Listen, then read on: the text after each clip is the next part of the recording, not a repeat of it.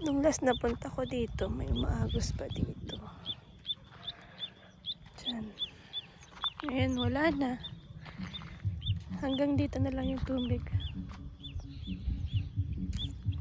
Pero pag tag-ulan naman, sobra-sobra naman yung tubig dito. Abot hanggang dyan sa may taas ng flood control. Hanggang doon sa may kalsada, abot dyan pag tag-ulan.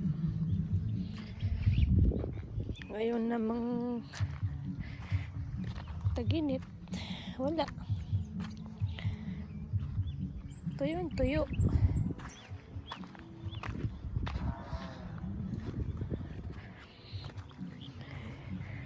Doon tayo ng sunset. Marami lumot.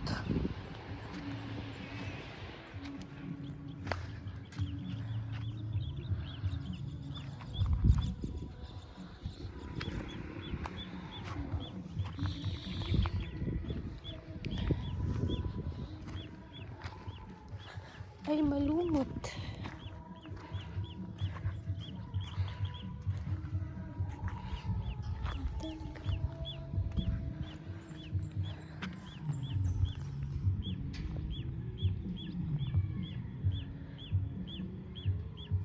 Tabingi yan.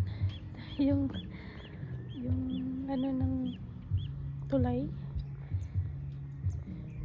Nakatabingi na lang yan.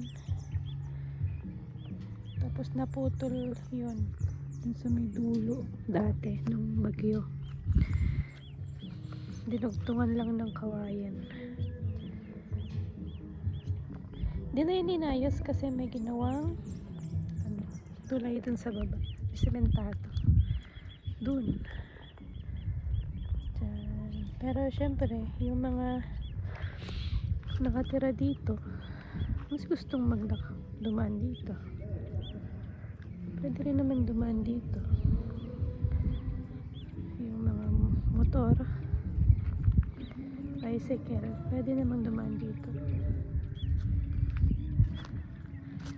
Pero pag mataas ang tubig, dyan sila.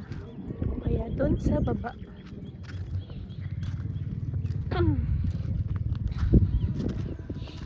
Mayaman kami sa buhangin at bato. Diba?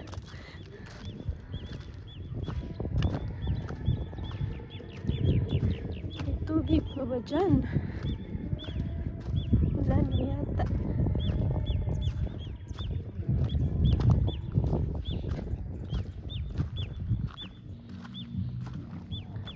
Sunset!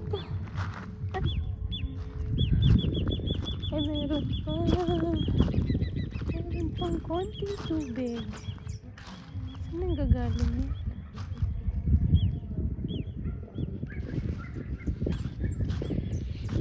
Dito umaagos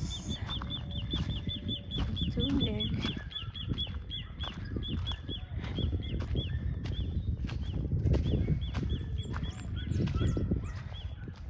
Ano pa mabubuhay ang isda dyan?